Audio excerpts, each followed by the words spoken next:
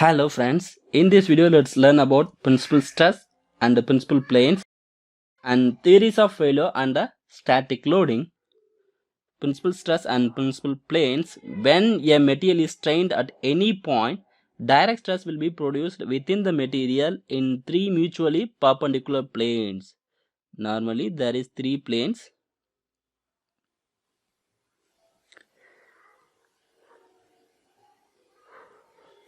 When a material is subjected to some load, when material is strained, there will be three stress in x direction, y direction and z direction. Stress will be produced in three planes.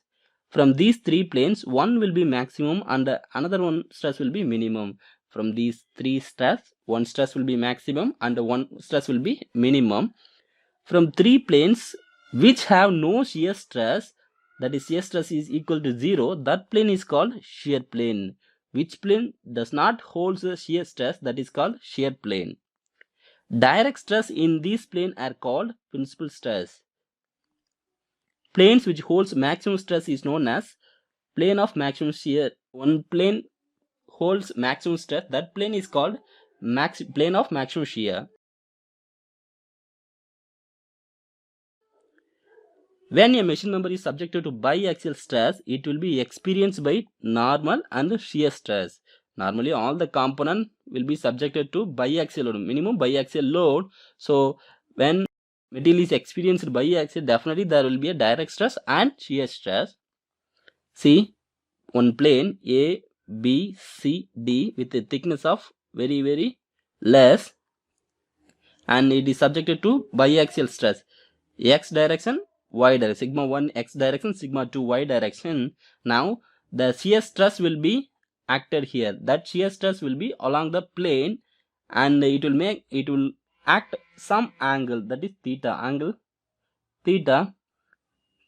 See, the shear stresses are perpendicular to each other. You can see this angle theta equal 90 degree. Also this shear stress is 45 degree to the shear plane. This is the plane and this angle will be 45 degree maximum. Normal stress across the oblique plane can be calculated by using this formula. Normal stress can be calculated and the tangency stress can be calculated by using this formula, and the shear stress angle can be calculated by using this formula, and maximum principal stress, minimum principal stress can be calculated x direction, y direction, and shear stress and minimum stress. Only difference is for maximum principal stress and minimum principal stress is this symbol. For maximum we will use plus, for minimum we will use minus. And plane of maximum shear are right angle to each other and incline 45 degree to the principal plane. And the shear stress maximum can be calculated by using this formula, sigma T1 minus sigma T2 divided by 2. Let's see the theories of failure and the static loading. Why we need to study about theories of failure and the static loading? Any machine member not subjected to only simple stress, definitely there will be a minimum of biaxial stress. Stress will be produced biaxial and it is more complicated. When machine member is subjected to biaxial, it will face more complicated problem. And why we need to study means predict the machine member subjected to biaxial stress.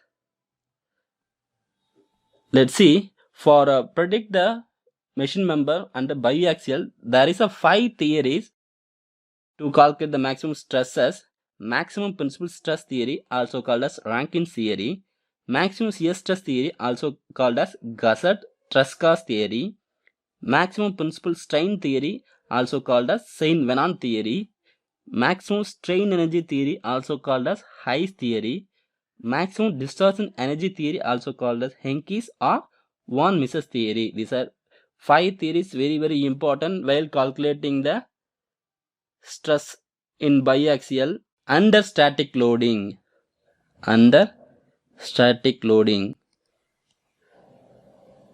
Maximum principal stress theory, Rankin's theory. Failure of or yielding occurs in biaxial when maximum principal stresses reaches the limiting strength. when the material's maximum principal stress reaches the limiting strength, the material gets failure. That is Rankin's theory. This strength can be calculated by using simple tension. Let's see the limiting strength of ductile and brittle material. For ductile material, yield point stress is limiting strength. For brittle material, ultimate stress is limiting strength. And maximum stress can be calculated by using this formula for ductile material, that is yield point stress divided by factor of safety. For a brittle material, ultimate stress divided by factor of safety. What are the conditions should be followed for Rankin theory?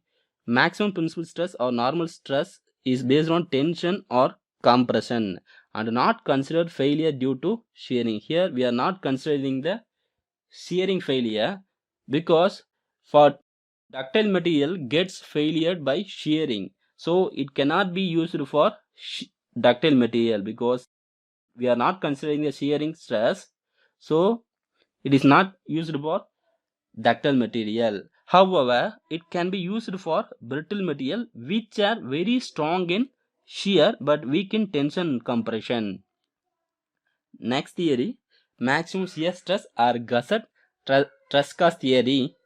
Failure or yielding occurs in biaxial when maximum shear stress reaches equal to the shear stress at yield. Now the material gets failure. This stress can be calculated by simple tension.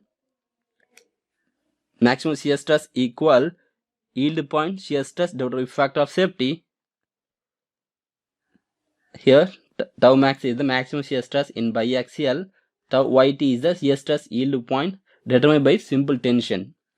Shear stress at yield point is in simple tension will be equal to 1 of the yield stress in the tension, that is sigma max equals sigma yt divided by 2. This theory is used for ductile material because we are concentrating on the shear stress, so ductile material gets failure by shearing, so this theory can be used for ductile material. Maximum principal strain theory, also called as Saint-Venant theory. Failure or yielding occurs in biaxial when maximum principal strain reaches the limiting value of the strain. When the maximum principal strain reaches the limiting value of strain, the material gets failure, and this strain can be determined by using simple tension method. This is the formula for finding the strain. Here this 1 by m is called Poisson ratio. This theory not used for general case because it gives reliable result only in particular cases. Next, maximum strain energy theory, also called as Hayes theory. Failure or yielding occurs at a point in a member when strain energy per unit volume in biaxial stress system reaches the limiting strain energy. This strain can be calculated by using simple tension method. This is the formula to finding the stresses by using maximum strain energy theory. May be used for ductile material. Last one is maximum discharge energy theory, also called as Henke's theory, von Mises theory.